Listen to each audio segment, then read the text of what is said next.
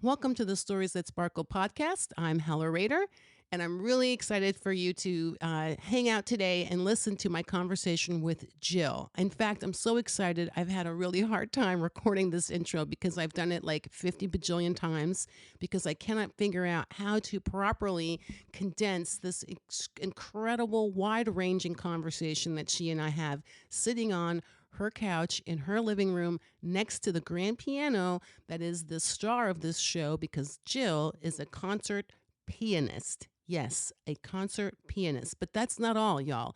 She's also a high level tennis player. She has been a single mom. She has busted her tail and done all kinds of everything to get to where she is today. And she just is so full of life and vigor and excitement and joy. Like it's contagious. It is so contagious. And her outlook on everything on life is truly incredible. And really, I spent the night there, by the way, the night before we recorded this. And we had such a ball. But also, I left this time with her after also 2 nights with my mentor, ready to embark on the next installment of my Discoball Tour because right after I leave her house, I go to Amarillo, and from there, I go to Santa Fe, and that's a whole other story for another time. But all that to say that I really needed to have this conversation. So it really gave me the pep in my step that I needed to keep going and to keep moving forward. So you're in for a real treat. I invite you to get comfortable, sit back, and listen in. I'm Hella Rader. With a good sense of humor, an open heart, and an open mind, I love to explore the very human complexities in others and in myself. That's why I created a space for women you have never heard of and could easily pass on the street to share in their own voices the intricacies of starting over in life, building community, inhabiting their bodies, and more. Welcome to our Discoball, the stories that sparkle. Hi, Jill. Hi. Y'all, I'm here in Dallas still. You can't see the vibes, but they're gorgeous vibes. Thank you. I love this couch situation. Right? By the way, there's a very large piano.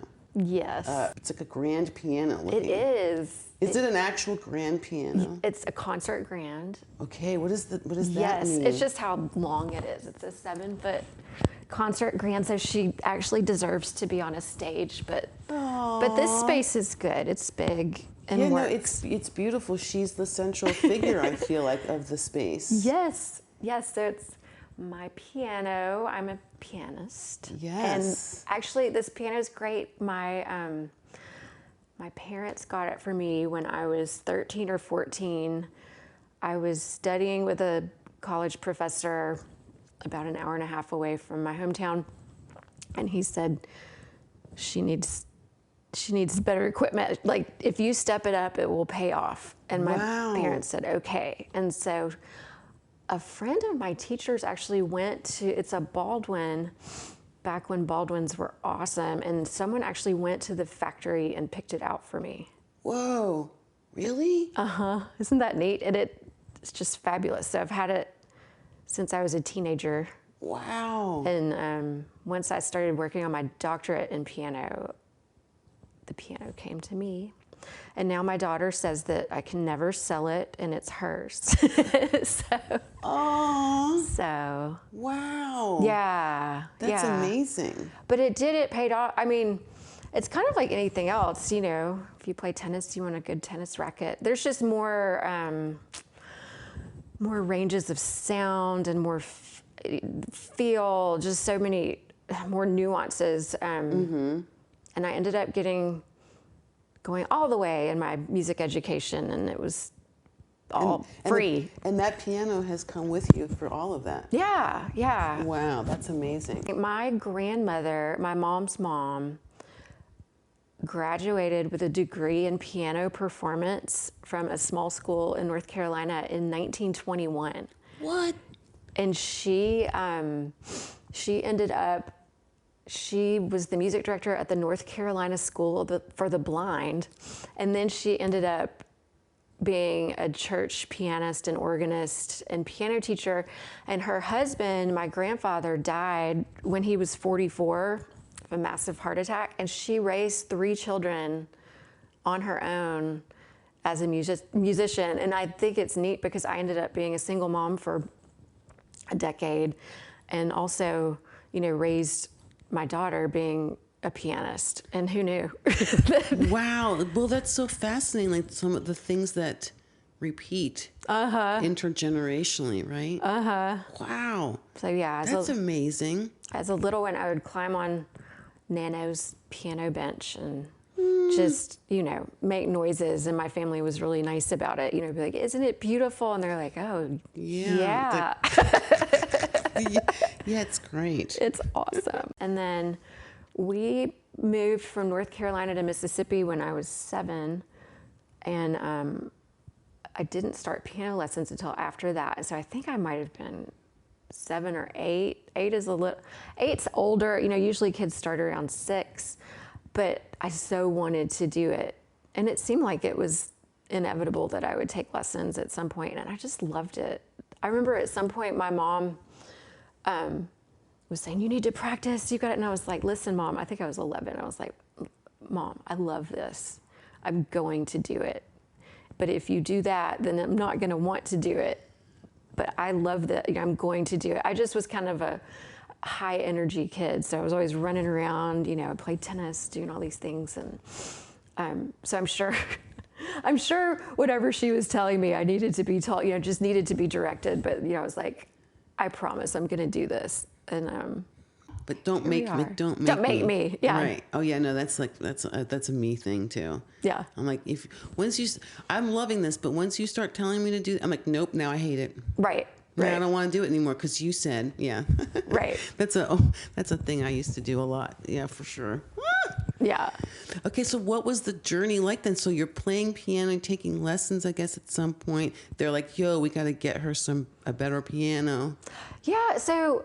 like your teachers recognized something in you. They did, yeah. So I grew up in Tupelo, Mississippi, which isn't the biggest town in the world, but honestly, it's a wonderful place for the arts. I feel really lucky to have been able to grow up in a progressive small town in Mississippi.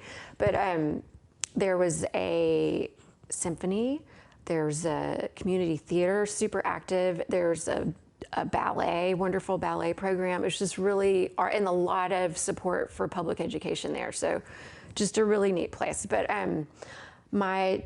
my teacher there, I think I got to the 9th grade and she was like, you need to move on. It's time. You need to move on. So I started studying with this professor at Mississippi State, Dr. Thompson, and I would drive over to his house. And then I started doing competitions.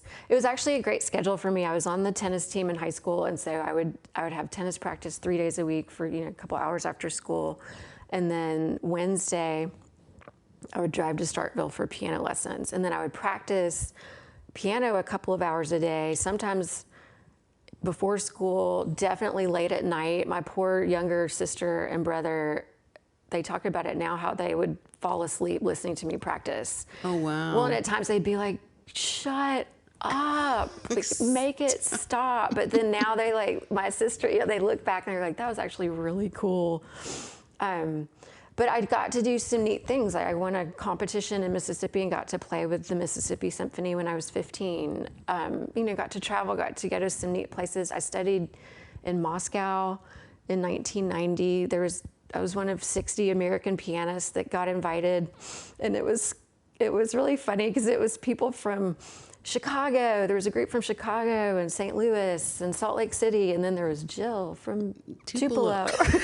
Oh my God, I love this. You're putting Tupelo on the map. It was, I don't know about that, but that was really a neat experience. And and so I majored in piano in college, and I studied with a wonderful professor in undergrad, and I studied at the Aspen Music Festival in the summers, which is an amazing place too. It's like great musicians from all over the world come, and I mean, back in the 90s, you sent in a cassette tape. Right. Oh my God. Wow. I love this. You Yeah. know, an audition. Here's my cassette tape. Yeah. Yeah. Yeah. But that was really, yeah, I don't know. Wow. That So was a neat how did you experience. record that? Like you just had like a little rando microphone in your house and you're like put it on a cassette tape, you playing piano? There was one man in town Oh. at Map Electronics, Mr. Perler, who did really good recordings. So if I had something that I really needed to sound good, I would go to Mr. Perler, or at school in college, I could record things in the concert hall and get them. Well, and I was so lucky. So I went to Centenary College, which is a small school in Shreveport, Louisiana. And one of the great things there, I got to be really good friends with the music building janitor, Herman. Well, in Centenary, Oh my God, I love this. well, and I was like, you could be friends with the president of the college or everyone and all the security guards. And so Herman would let me into the concert hall to practice on the big piano, which actually he was not supposed to do, but he'd be like, come on, Jill. And he'd let me in, and I would practice from like 9 to 11, and the security guards, the building closed at 11, so the security guards would be at the end of their shift, and they would come and listen to me at the end and be like, yay, and then they would walk me home to my dorm. OMG, I love this. Isn't that the sweetest? I mean, because I'm hearing already, like all these people, like there were like people along the way, key people along the way, whether it was a teacher or family members, parent, whatever, janitor guy at the call, who are like making like just guiding you into it, making it easy. Yeah. For you to like be in your natural state is what it sounds like. Yeah. Mm-hmm. Yeah, and being at a small school like that, I was friends with a lot of different people. There are all these cliques, but everyone was friends with everyone. So the baseball team, the soccer team, this fraternity, that fraternity. So then when I had my big recitals, I would send invitations to everyone. I actually made the mail lady really mad because I sent out like 400 invitations, and she was like, I'm not going to distribute these. And so I made an appointment with the president of the college. Oh my God, I love this. A real go-getter. And it was so funny because he was like, Jill, and I was like, did I go too high? And he was like, maybe a little bit, but we'll take care of it. And so it was so fun at my recitals because it would be like the soccer team, the baseball team, and it was like a big party. It was so fun. Oh my God, I love it. You're like, you kind of like are just, well, I also heard like you're playing tennis, you're on the tennis team in high school, and you're playing the piano, and like, so you're devoting an enormous amount of time to two very different things. Do you feel like there was a connection point between the sports and the piano?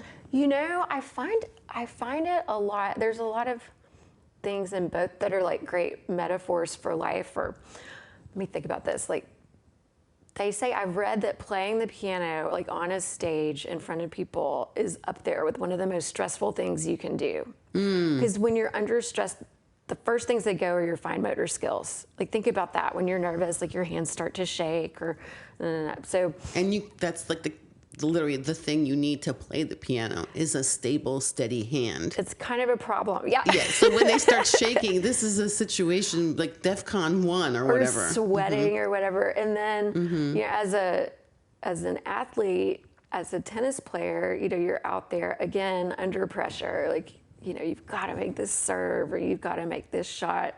Actually, I use it when I play tennis sometimes when it's a big point and I have to serve. I think of people, scary people who I've played piano for, not scary, but intimidating people. And I'm like, you've done this. And I'm like, okay, got it. No problem. Right. But it's like, so you learn in these activities, you're the same person after that when you're done doing the hard thing, when you get through it, you're the same person then that you were before. It's like developing this sense of it's okay. It's all okay. Like you can do this hard thing. You can get through it. And also I try to teach my piano students a lot too, like you're gonna make a mistake and it's okay. Right, that doesn't make you a mistake. Yeah. Because that was my thing for a long time. But if I make a mistake at whatever, anything, fill in the blank, Right. that means I am a mistake. Oh gosh. Yeah, that's so heavy. Yeah, it's too many heavy burdens on a person. Yeah. Self-imposed. Yeah. Somewhere I got that message though, and I was like, oh, okay. So yeah, I love this. Like teaching them, like it's fine. You're gonna make a mistake. You're gonna make a mistake and keep moving forwards. That's the other thing, like playing the piano. You make a mistake. The urge is to go backwards in time and fix it. And I'm like, it's already done. Keep going. Keep moving forwards. Like, you don't have to go back. Like, don't feel frantic about it. And also, like, as a performer, it's like, if you make some error and you just keep going, no one ever knows that it happened. Like, if you can just keep your calm. I don't know. I feel like in life, it's the same thing. Like, things are not always going to go the way that we plan them. In fact, they're generally not going to go exactly as planned. And so, like, you practice and you train, and of course you want to hit 100%, but let's just be honest. If we hit 80%, if we're operating it, that's amazing. And so that means there's going to be mistakes along the way. So I think like those concepts transfer to life as well as to performance in music or performance in sports. Yeah, it's interesting.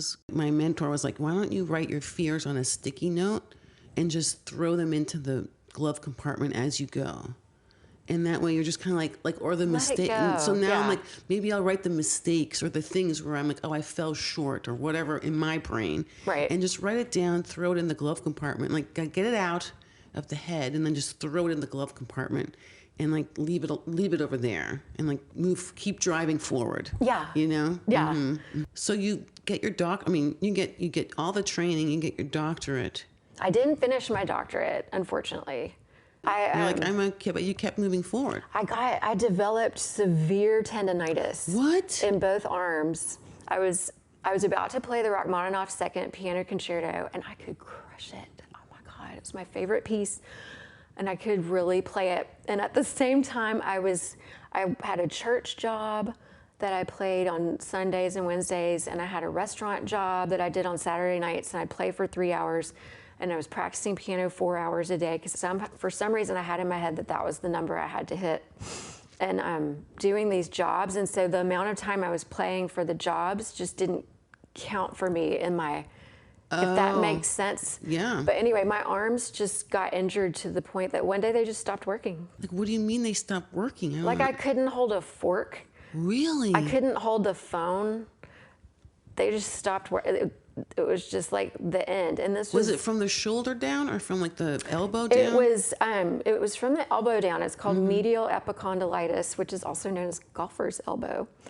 And this is like late 90s, like 99 maybe. And either I didn't meet the right people, or I don't know that maybe sports medicine was as developed, or that anyone would think to send a pianist to a sports doctor or sports chiropractor. But yeah, I went to an orthopedist, and he just kind of, palpated my arm and was like, oh yeah, good luck with that. He gave me some braces to wear for like carpal tunnel, because I did have some little symptoms of that. But the other option was to get cortisone shots, and I didn't want to do something that would further damage the tissue that was there, because you get the shots and it makes you not feel anything, but the bad stuff is still happening. And I just... Right, like I want to know what's happening at least. And now looking back, I probably could have gotten the cortisone shot and finished my doctorate, and then, but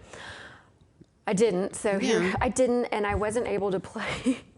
I went for years, actually. Really? Yeah. So what is that like? Like this thing you love that you've devoted all this, time. It was just horrible. And life to, and now you physically cannot do the thing. And I couldn't play tennis. I couldn't do... Wow, so both of the things that are like your outlets, your loves, whatevs, are gone. Yeah, it was gone. Well, let's see, what did I do? I was dating Reagan's dad, who I did marry eventually, and he was he had gotten into the construction business with another guy, and so I had all this time on my hands that I couldn't do anything. Wow. And I started helping with that, and then we eventually started our own residential construction company, which, you know, I just was really bored. Right.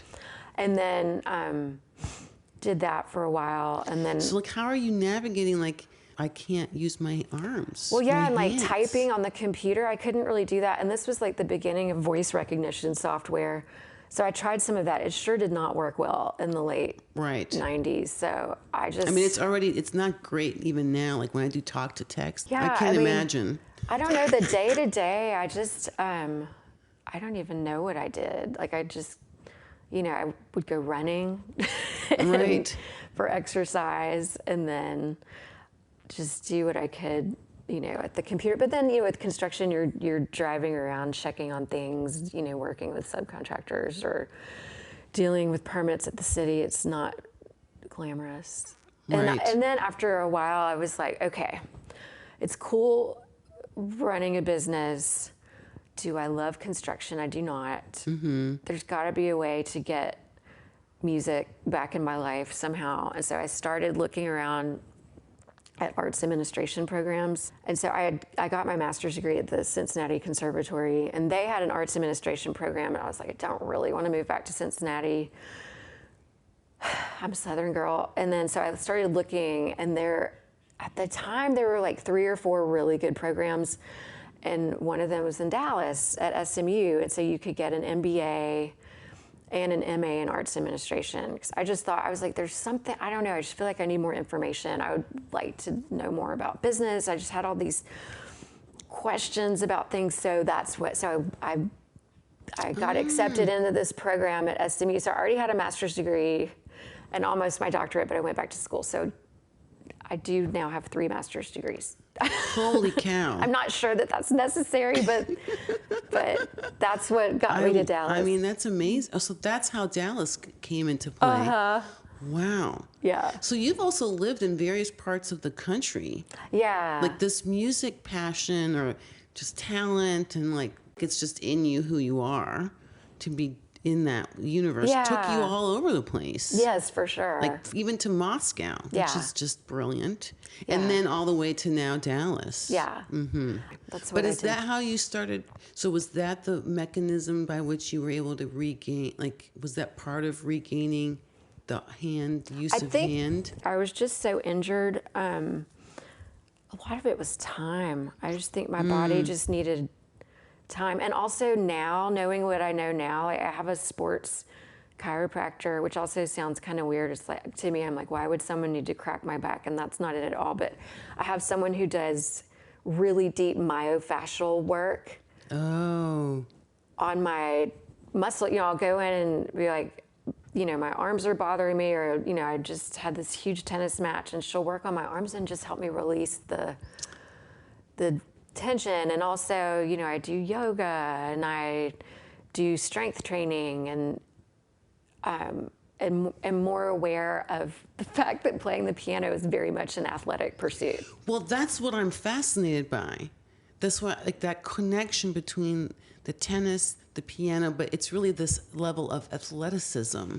Right. And I just hadn't thought about, I mean, now that you're talking about it, makes total sense on some level, but I had never considered, what if they're kind of all the same yeah. vibes, just expressed differently? And I know a few people now I've met who kind of do both. Yeah. Like they go together for them. And I'm like, oh, I had never thought of certainly the piano Isn't it funny? And people also as an think, athletic pursuit. well, and people think of the piano and they say, do your fingers get tired? And I'm like, my arms get tired, you know, my muscles.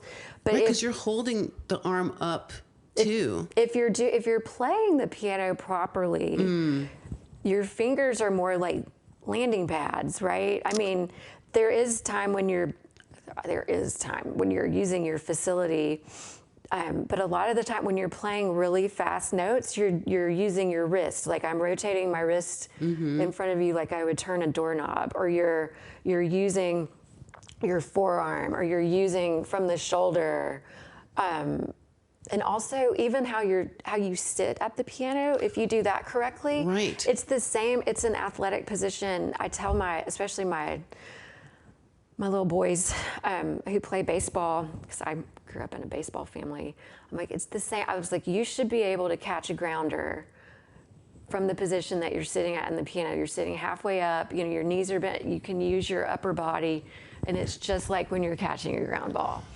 Wow, I love this. Like, you can talk to them about that, like, that way. Yeah, well, like, and this also, is very physical. Yeah, and it's the same like swinging a baseball bat or swinging a tennis racket appropriately.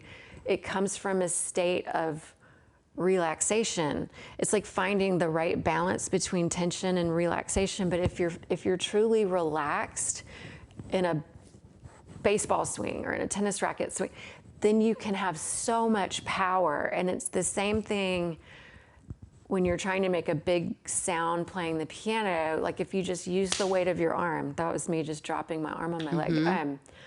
You can generate so much power, but it's effortless because you're using your whole body. Right. And now I'm really even like double curious, like this connection between the sound to the vibration from the sound. And I'm sure even the vibration you're feeling, the tactile element of your fingers being the pads, but still dropping down onto an object that comes then with sound. Right. And, the holding of things in your arms and how the way we hold, the way I hold reflects. That made me want to sit up straight. Yeah, reflects it's like a defensive posture or a holding. That makes sense. Of an emotion, of a fear, of a belief, of a whatever, that you're then physically and mentally, emotionally, spiritually acting from that place, but it's manifesting physically. Right. This idea of like releasing and letting go, and there's more power, which is very much that, like when we unblock, unhunch, and release all of these things, the energy can flow. Yes. And there's more power. Yes. And there's like this, to reuse your word, this flow state that I think you can achieve both in musical performance and athletic performance, where if you just let your body do, like you've done all the work and you've done all the training, and then you just let it go, and you can reach this state where, when you do something and you haven't even thought about it and you're like, how did I get here? Almost like you just let it go. There've been just a couple of times, like performances, where it just feels like it just all comes together, and all of my muscles feel like they're just really working, like everything's just easy. And same thing on the tennis court. There've been a couple of times when I just was so locked in, like when you just allow your focus to really be there and you don't get in the way. There's this book called The Inner Game of Tennis. And this is interesting. My professor for undergrad and for my doctorate is an amazing woman, amazing pianist. And she would read this book before performances, and it's completely about tennis. She's not a tennis player. It was a total fluke that I'm a tennis player and she was into it. But the book is about letting go, like separating our busy mind, the mind that's worried about everything, or you're trying so hard that, think about like when you have that tension, like you can't move your body when you have so much tension, but when you just let it go. And one of the things was like, when the ball's coming towards you, just think ball, and then hit, ball, hit. Just reduce the activity to the simplest possible thing for your brain and just let it go. And I found that interesting that this world-renowned concert pianist would use this book to get herself in that state of mind. Right, and I love that she reads it, it's like you said, before she goes and plays. In front of large crowds of people who've come to see her. I mean, what's that pressure like when you like get up on that stage and it's like only you, there's no band with you. There's just you, and there's a bunch of people in a room watching you all eyes on you. What's that like? It's really awesome. Right. Yeah, It's awesome. I love that. It's yeah, like I said, it is one of the most stressful things you can do. But the trick is that you just really over prepare. So that when you get there, it's like ball, hit. Ball, hit. Mm-hmm. And the other thing that I said earlier that I accept that there's going to be I'm going to make a mistake. There's going to be something, and to just already forgive yourself and be ready to move forward. But no, there's something about the energy of that, having that many people focused on the same thing. And it's, to me, such a positive energy. And I think I've been fortunate in performances like that. You feel like people are there for you. Oh, wow. It's like a communal experience. And they want you to succeed. Right. They're there, or at least that's how I look at it, is they want to experience this together. And it's so wonderful. Right, like they literally bought a ticket. Like they want to be there. They're not there against their will, unless they're like me when I was a teenager. And my mom's like, what was it? It was her. She had a whole system of like, oh shoot. She was trying to keep me busy and out of trouble. Right. Because she had realized that I was going to the discotheque, as I like to call it, in D.C. at the age of 15 with my fake ID. And she was like, we're going to do an intervention without Hella knowing about it. So they got season tickets at the Kennedy Center for the ballet and the symphony and the opera and whatever they had going on at the Kennedy Center, we were there. Yeah. Right. That's incredible. And at first I was like, oh man, what the hell with all this highfalutin art stuff, Right. But then I really started to love it. Yeah. And I loved like the concerts and the music. Like it was would just move me. I'm like, all right, I'm hooked. Yeah. I love the feelings that come with those notes. Right. And those movements and the shifts, yeah. Yeah. Well, and that's what I tell people. I'll meet people who say, oh, I took piano, but I quit. But I just love it. I'm like, but don't you appreciate it? Don't you appreciate how incredibly difficult it is?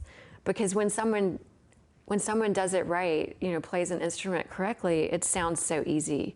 But yes. if you've taken any lessons at all, you know that it is so not easy. And so we need people to appreciate and to participate as much as we need people to perform, to be the one doing the thing. Yeah. The other part of like my job as a pianist, I've gotten to play play concerts where it's just me on the stage. But a lot of my job in Dallas has been to perform for big groups of people, like at events where people are milling around and talking. And oh yeah, what's that like? That's a whole other kind of vibes. It is.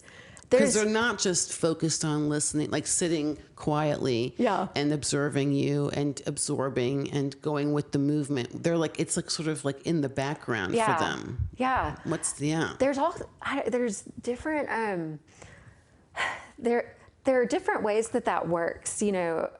I love the bigger the crowd, the better, because I feel like I am like blending into the background, and I just no nerves at all. It is kind of rare for me to get nervous to play anyway, but definitely the more people are talking, the more I'm like, I can do anything I want.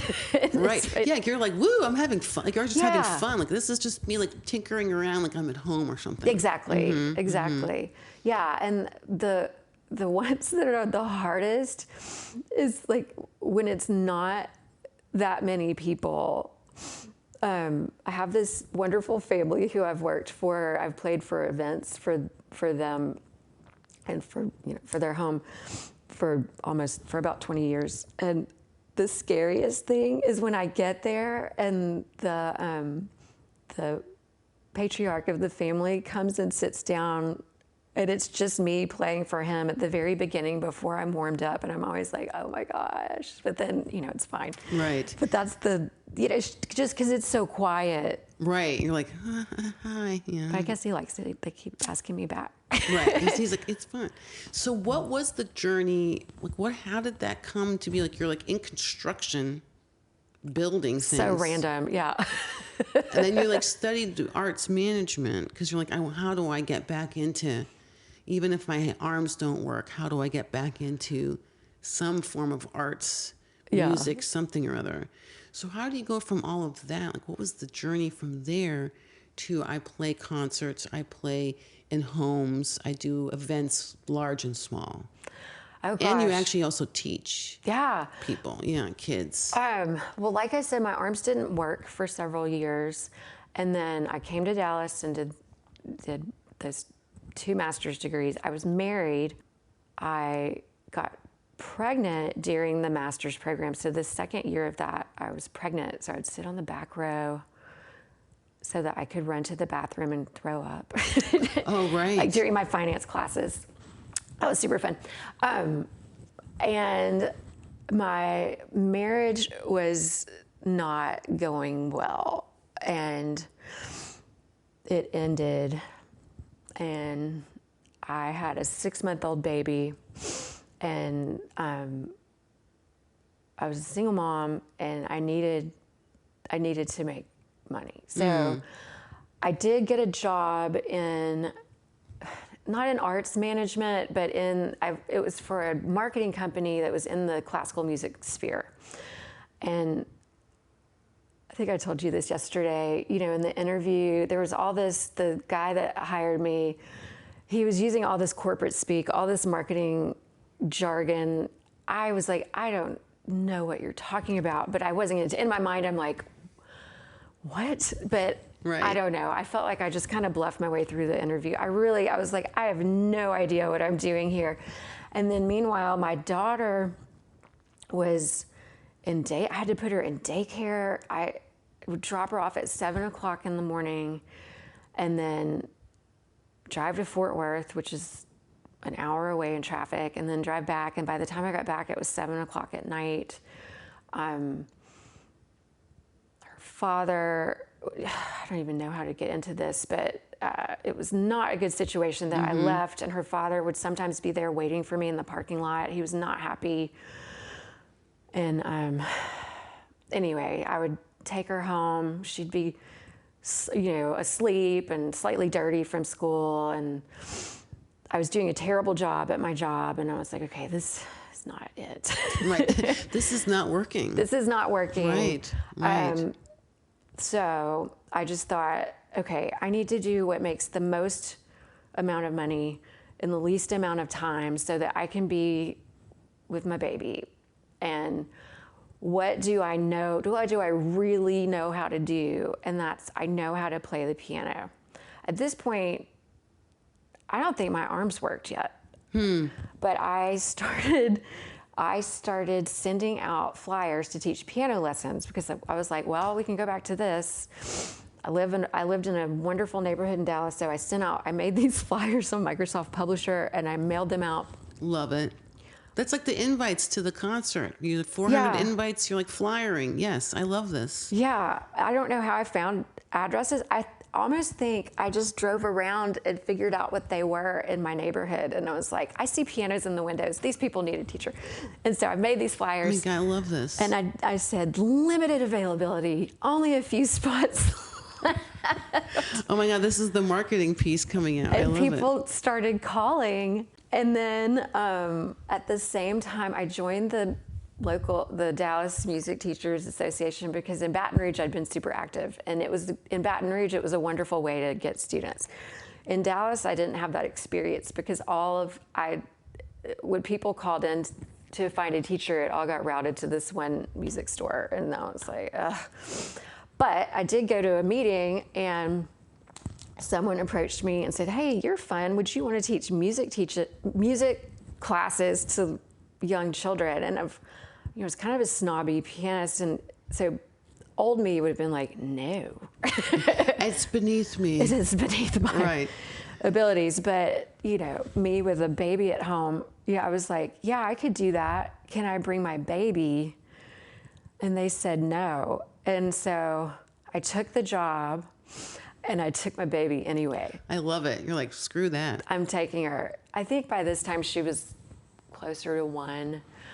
And it was 30-minute music classes. And I was like, oh, we can do this. And so, so I started teaching that, and I was at that place for a year. And then someone who was in those classes, people really liked coming to my classes.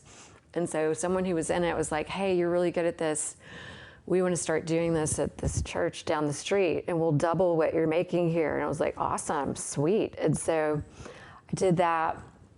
And so many people are coming to the classes. At the same time, one of the participants in my music class had come with her daughter, and she said, would you be willing to come to my home and teach these classes? And I said, sure. And I made up, how much to pay. And so I started doing class at their house, and she said, you bring Reagan. Wow. And so for years on Monday afternoons, I would do music class for their daughter and another little girl and Reagan. And then the butler would bring them a tea party, and they would slip cash in my purse every week.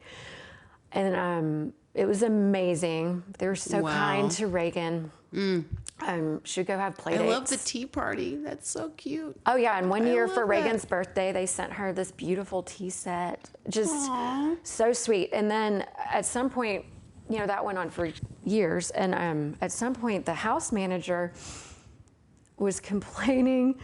They had an event, and she was like, oh, we have this pianist that comes. He's so dreary. And I was like, wait a second. I was like, that I'm trained as a concert pianist, or did you know? And I don't remember if she did. She's like, what? And I was like, and I'm not dreary. Yeah, I know. You really are not. You're like the opposite of dreary. Like if there's like a dreary in the dictionary, it's like look for opposite, and there's a picture of you. Yeah. Just so you know. That's really nice. Yeah. Thank you. FYI. But yeah, I was like, hire me. I love it. I'm not dreary. But I love. So what I'm hearing is a combination of things. I'm hearing like you're just like following. You're like, what's the thing I love to do that I know the most, the best, and I'm just going to do that. And I'm going to start somewhere and with do all of it. Yeah, and just do anything that comes along my way. I'll put flyers out. I'll hustle, and I'm just going to trust. Like I'm just going to do the thing I know, and then I'm hearing you just doing the thing you know and love starts attracting more and more things, or more and more things become available because you're just in your lane. Like you're like cruising in your happy lane. Yeah. Being you. And then, but then I also heard that last bit but sometimes it also means stepping out and risking saying the thing like, hey, you do know I'm a trained professional concert player, performer person. Right. Yeah. Like not being afraid to also say, hey, I'm really good at this. I'm real, like sell yourself. Which is like, hard to do. Yeah, that scares the crap out of me still. I find that very uncomfortable still. I still don't enjoy self-promotion. Mm-hmm. And since I still work for myself, in order to have a business, you have to promote yourself. And I find sometimes it's oppressive. Like, I'm just like, can't I not do this anymore? But yeah, you just, sometimes you have to do it. It's funny because for my 3 conversations that I had in between Nashville and Memphis were all very much like, knowing who, like being your own champion, forgiving yourself, like all of these things. And my 2 conversations so far in Dallas have then evolved from there to it's okay to talk about yourself. It's okay to promote yourself because you are running your own business. Right. As a woman, but as a woman, it's like I feel like there's this like additional layer, at least for me, of like I'm not supposed to be that kind of pushy, or I'm not supposed to talk about myself in that way. If someone else says it, it's fine, but I don't get to say that about myself. Right, because I'm a woman. Bragging. It's very unladylike, basically. Right. Yeah, I agree. That's something I've had to overcome. Well, and also sometimes if you don't tell people, they don't know. Right. How are they supposed to know? That's right. That's right. So I did get hired to play for whatever the event was. And it was so cool, especially where the piano used to be situated in the home. It's the biggest house I've ever seen in my life. It's just the most, I've been there teaching music class, but the way the piano was situated, I could see everyone. So I could play and I could look out and see who was there. And so I'm looking out and there's Roger Staubach, the very famous former, quarterback for the Dallas Cowboys. Right. There's Jerry Jones. There's Elaine Agather, who was the CEO of JP Morgan Chase in Dallas. And I know that because I got my MBA at SMU and she came and spoke to the Women in Business group, which I was a part of.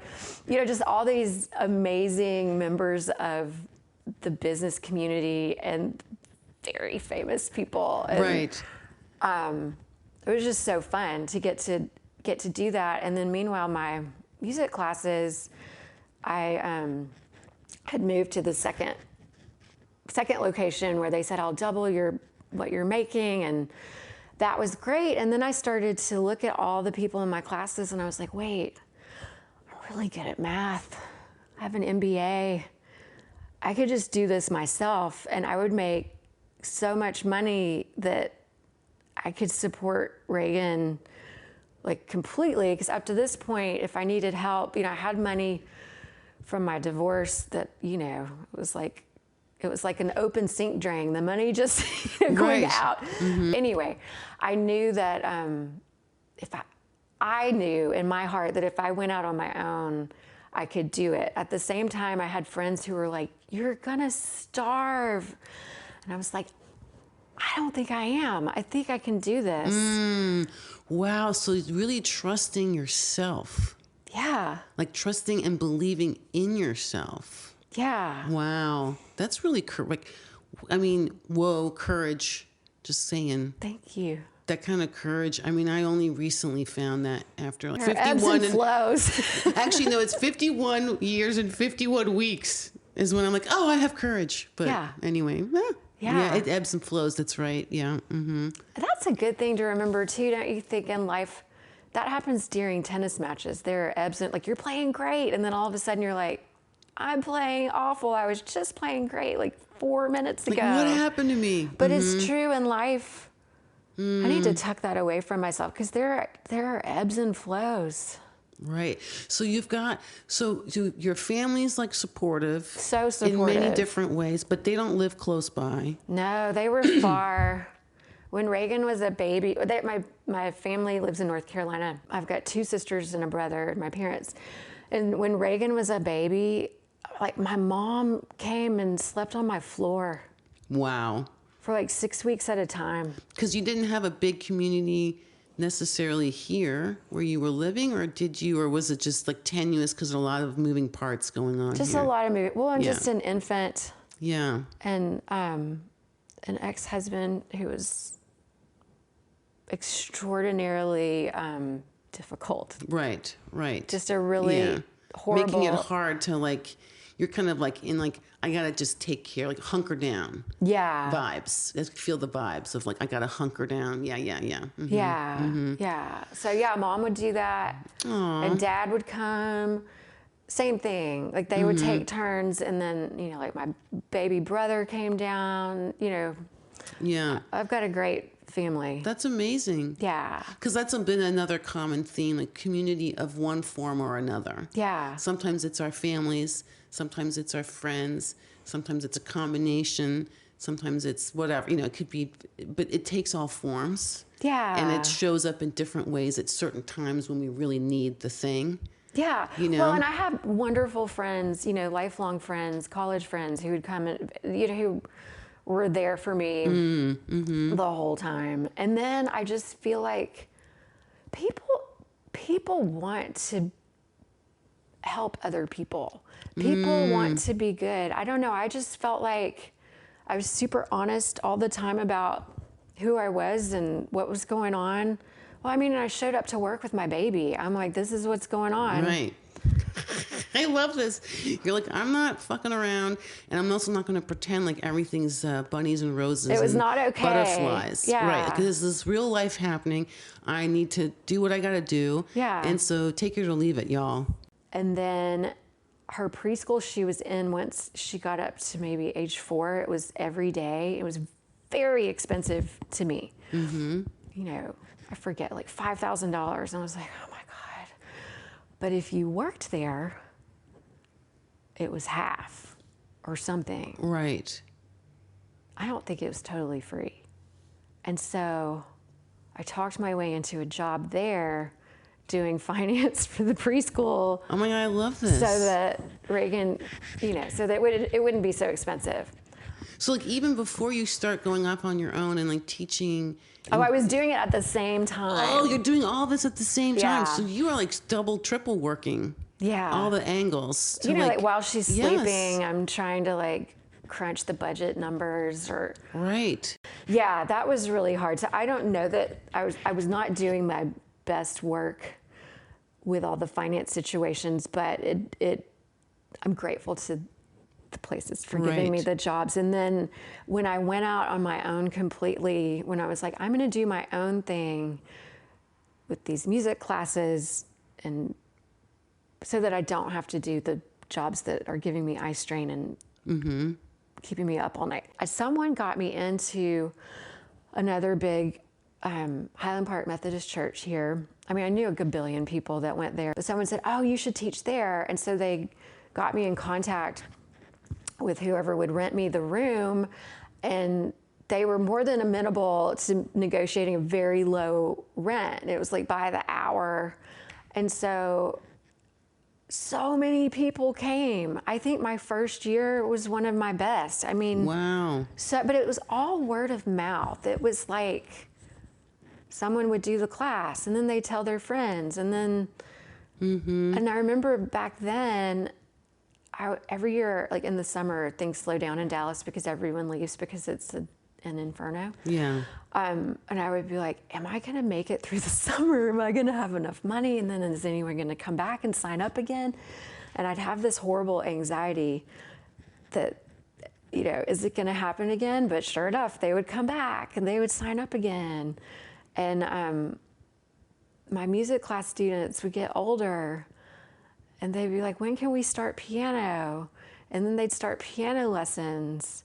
And then people would hear about this wonderful family that I played for, and they'd be like, oh, you play for events, and they'd hire me for event, you know, just kind of everything that I do feeds into itself. Right. And so now I've been I never would have thought I would teach these music classes for 20 years, but I've taught entire families. And, wow. You know, some of my baby music class students, of course, are like finished with college now, which is really hard for me to wrap my brain around. Right. You're like, wait, you were just a baby. Yes. And I'm starting to have grandbabies of friends, which is so weird. Right. You know, and the funniest thing is being out in the community and seeing people in restaurants. Like maybe I'm out having a margarita and people are like, Miss Jill. And I'm like, oh, not right now. I'm having a margarita. I'm just Jill. I'm just Jill. Please don't call me Miss Jill right now. But it used to. That's amazing. I know. It's kind of like a badge of honor. It used to make me feel weird. And at some point, Richard, my husband, was like, oh my God, it's such a compliment. Like, you're Miss Jill. Right. So. Well, you're going to be that lady in their life at some point where they're going to go, Miss Jill taught me and it took me to blah, blah, blah. Like you had your people. I just felt this like, you know, like you're passing on. I hope so. What you were given, those key people. Yeah. Herman, was it Herman, the janitor? Oh, loved him. You know, Herman, the janitor guy who let you into the concert hall to play on the big piano on the stage. Yeah. To practice. What a gift. Wow. What a gift. Mm-hmm. Yeah. No, I also heard in there, if you're just consistent, like if I just show up. Right. Day after day, doing the thing I love. in Right. whatever form I get to do it, because whatever, who cares? I'm doing the thing I love, so who cares if it's not on a concert stage? I'm teaching classes, fine, but I'm doing a form of the thing I love to do. Yeah. And I just show up every day. Like the things will just start like the things will come, like the next thing will appear, because I'm just there doing the thing. Yes. Well, it turns out I love people. Right. Love kids, love people in general. And so my music classes, to me, I mean, of course, we're like singing songs and dancing around and having fun, but it's not like, I'm not teaching like high level music theory. And these are like baby classes where it's like, if you're happy and you know it, and we're doing motions and stuff.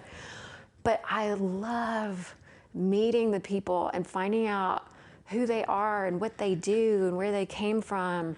And it's not just about the little tiny babies, it's about the moms who desperately need to get out or to have a break. Or now, for the last several years since COVID, I started teaching my classes outside in these gorgeous parks. And it's so good to be outside. That just really does something wonderful for you. Yeah, because you're getting like the Schumann resonance basically from the ground and the outdoors, plus the music. Plus the community. Yes, and the community. Wow, it's like a threefer. I love this. And people bring, one of my favorite things is when entire families come with this one little baby. It's the cutest thing. It's mom and dad and aunts and uncles and grandparents. I've had entire big families come. Whoa. And it's like a party. And it's for the little baby to have music. And it's so much fun. Oh my gosh. It's such a great,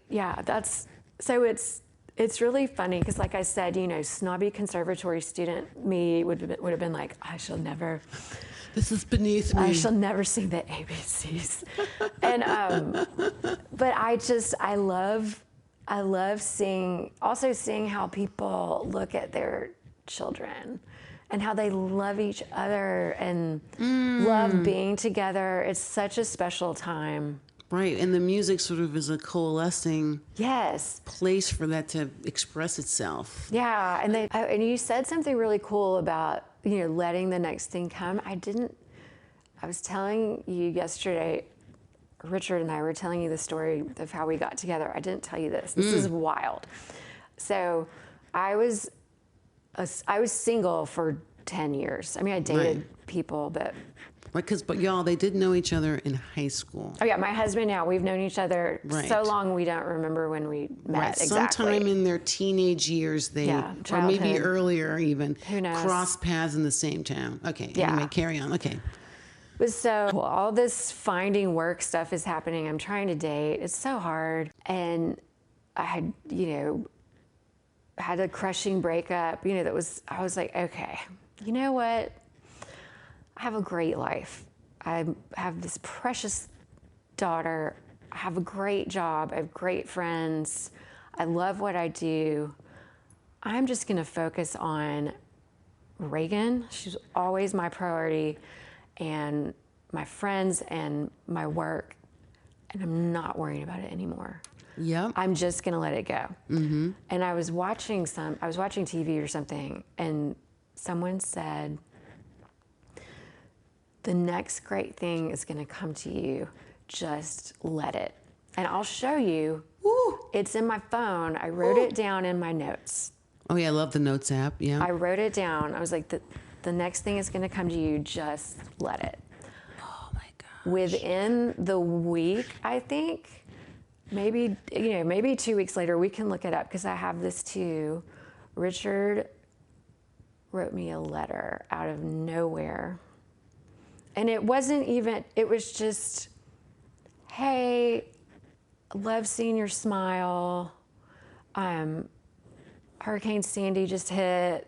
My shop got flooded. It's crazy here. It was just this letter, but he was like, your smile brightens my day. Just seeing you and Reagan. But it was just out of nowhere. And I didn't go, oh, this is the sign. I was like, oh, it's Richard. I love Richard, my old friend. That's so great. And then we started writing back and forth. And then, without going into the whole story, but when one thing led to another over time. And here we are, you know, 12 or 13 years later, we just celebrated our 10th wedding anniversary. Oh my gosh. But literally the next great thing just like went plop. Right. And but the letting it part also seems important. Like you could have put up your defenses. Oh yeah, for sure. To it, because you had this heartbreak and a difficult marriage, and you've like, yeah, I'm taking care of myself. I don't like F that noise. Like I don't want to complicate it, and look what happens. It's always heartache, so because I'm in that place, right, where that's sort of my, it's like, do I want to let it in? Right. Or do I want to be so hardcore about protecting myself or making sure not to make a mistake or to make a wrong choice or miss something? I don't know. That's my baggage, right? That I won't let in the thing that's so wonderful and good. Yeah. Like I'm so protected, I won't let it in. Like let it. I love that. Well, and the crazy part is that he lived in New York and I lived in Dallas, but we were corresponding, and at the same time, Reagan's dad was working in the New York area. He was working in insurance because of Hurricane Sandy, and Reagan hadn't seen him and really missed her dad. And I was like, okay. So I'm writing back and forth with my old friend. Reagan really misses her dad. And I was like, and at the time we lived in this awesome condo, but it was at the end of a dead end street. And it kind of felt like a metaphor. I was just like, we got to get off this dead end street. And, we hadn't gone anywhere. If we went somewhere, it was to fly to go visit my family. I was like, we've never gone anywhere. It would be so cool. Let's go have an adventure. Let's go to New York. I was like, I'll take Reagan to go see her dad. I'll go see my friend Richard. I don't know what this is. And it was really not a stressful thing. It wasn't like, I'm going to go have this huge romance, but it was just like, let's just see what happens. Let's go have a crazy adventure. Let's just go. I love that. And it did help that I'd known Richard all my life. And so whether it was romantic or not, he's just a fabulous human being. Yeah. Like, I know his mom and dad. I knew his whole family. I was like, it'll be awesome no matter what. So let's go, Reagan go see her dad, and let's go see Richard. And I swear it was the start of the most wonderful adventure. Oh my God, I love that. Like the adventure of your life together started with you going on an adventure and getting out of a dead end street, literally. And what if we'd never left? Yeah, what if we'd never Whoa, right? So basically I'm hearing, this is so helpful, thank you. Like I might cry. It's so helpful. I'm hearing trust yourself. Yeah. Bet on yourself. Yeah. Like double down on you. Do whatever the hell that might mean, doing a lot of things for a while all at the same time and just showing up. Let the thing come in, but also go on the adventure. Yeah. Like don't stay stuck in the dead end street or the cul-de-sac. Well, and look at you. That's what you're doing. Oh, you're about to. Thanks. You're about to leave here and drive to your next adventure. That's right. Amarillo. Woo! Woohoo! I'm gonna go. I mean, on my way to Santa Fe. Yeah. Yeah. Yeah. Well, that's what I'm saying. This is very inspiring. Because, like yesterday I woke up all kinds of feels. Right. What am I doing? I'm not doing this right. I need to do this. I need to do better that. I don't get to rest. And now I'm like regenerated. So thank you. I'm so glad. It's important to have those people along your way. Yeah. That are those places for you, those safe harbors. Yes. Mm-hmm. Yeah. So, okay. What would you say to like a young woman or any woman, younger or older, whatever, single mom situation? Yeah. What's the one thing? I mean, we've talked about a bunch of different things there. What's the one thing you would say? Just focus on this one thing. Start here. Yeah. If you're feeling the overwhelm or the fear or the how am I, like what's from your just your experience? I mean, everyone's going to be different, but what's from your experience? Like, start with this. Well, to the single mother who's, it's going to make me cry, who is struggling. To me, what got me through is to keep your eye on the prize, and the prize for me is my child. Right. Yeah. Yeah. And why am I crying now? So, okay. Everything I did was in hopes that she would have the most terrific childhood, you know, and have everything she could ever need, like go to the best school. So we lived in the best neighborhood so that she could go to the best public school. Now I know that there are plenty of best public schools, but anyway, at the time. Right. But that's it. Just the one thing is to keep your focus on what it needs to be on. And then, you know, you do your best every day, but honestly, some days it's just one foot in front of the other. Like I 100% remember being curled up in a ball in the fetal position in my shower, like just on, just at the lowest, just, you know, and then people want to help you. And that's when my mom was, you know, staying on my floor, and she came in and she's like, come on, we're going to go shopping. Yeah, we're going to go get you some clothes. Like, let's get going. Right. Anyway. Right. So that's, you know, keep your eye on what's important, and just one foot in front of the other. And when people offer kindness, let them. Right. Let them. And then I love it. It's like the let it in thing again. The let them do for me, because there's a whole let them do. But I'm like, I like the let them be there for you. Right. In reverse. Right. Vibes. I love this because, yeah, that's so hard to receive. Oof. It's so hard, but sometimes, yeah, community, I don't know, that's the best part of my whole existence, I think, is community. And then to the young woman, I would say, like, make all the plans that you want. Prepare. The best thing you can do towards whatever your goals are, what your dreams are, is to over prepare. And you can make all the plans that you want, and just know it's probably not going to go that way. Right. It's probably not. And that's okay. Right. That's okay. Like, let it not go that way. Yeah. It's okay. You're going to fall down. You're going to have obstacles that come up in your way, and then you just have to figure out how to keep moving forwards. And sometimes that means like taking a right and a left.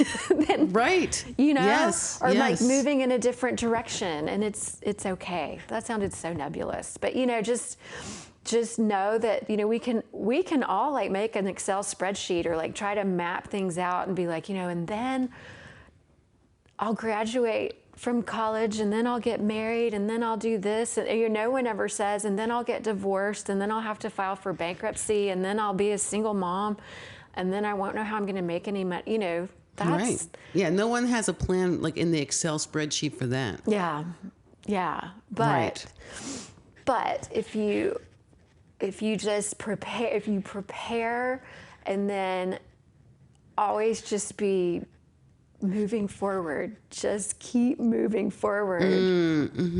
Yeah, I love that concept. I do too. I'm loving this. Yeah, I'm gonna take all of that with me. Like, right, just drive to the next place, or drive to the gas station. Like, ball hit. Yeah. Ball hit. Yeah, I love this whole. Wow. I'm like my brain's like, woo, let it in, let it in, let it move forward. Yeah, and sometimes I love this also. Like, sometimes to move forward, you gotta take a left and a right turn, and then kind of like over here, over there, and then boom, you're back on the highway. Right. Like when I was driving from Texarkana, for some reason, the GPS took me off the highway, off of 30. Right. Into some rando street that was running parallel to 30. I'm like, why am I on this street, Right. not that street? but I was still moving forward. And Right. but I'm like, why am I in the middle of I'm like not in Texarkana yet. But I'm like in the middle of Nowheresville, Arkansas still. And I'm like, why am I out here? Yeah. There's nothing here. Why am I not on I can see the highway over there. Why did it take me? Anyway, I got back on the highway like 20 minutes later. Yeah. It took me back to the highway. I'm like, all right, I guess that was I don't know why. Yeah. But I'm like, I'm just going to follow the thing. Yeah. Well, sometimes those detours end up being the most fascinating thing. You just Yeah, because I'm like, don't know what's happening here? Where am I? Yeah. You just don't know what you're going to find. You don't know. You're right. You might be surprised. Oh my gosh, Jill, this has been a delight. Thank you so much Oh gosh, thank you. for doing this. Like, really, like, just like I said, I can't, and I'm a writer, and I can't put it into words, my time here. Oh, Like, I don't have words for it. I'm going to cry now. Sorry. Like, I don't have words. because I started tearing up. No, it's good. It's good. I don't have words for like just the love, like just the ease of the love that I can feel here, and the joy and the safety, big one for me. So, Yeah. so I like double appreciate, but I just don't even have, like, I feel like all the words I could throw in here now would not do it justice. Oh. So this has really been special for me. So thank you. Oh gosh. Thank you. Yeah. All right. Well, woo! Yay. Yay. Love you, girl. Love you too. Bye.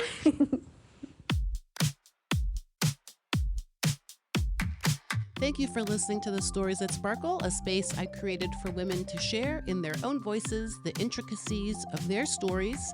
And a huge, massive, just what? Thank you to Jill for all of it, for her hospitality, for all the chit chats before, during, and after we recorded this conversation, for just her positivity, her upbeat outlook on life. I mean, I know that it's not been an easy road for her, and she has just come out the other end and gone on this amazing adventure, and I'm so grateful that she has, and I'm so just beyond grateful to call her a friend. Also, big shout out to my bestie Carrie for introducing us. Yeah, she knew what she was doing when she hooked that situation up. So anyway, I'm really excited for this conversation to be out there. I left there inspired to keep moving forward on my adventure, and I hope it leaves you inspired to embark on your own adventure or to keep going on the one you're already on. So yeah, let's do this. Woohoo!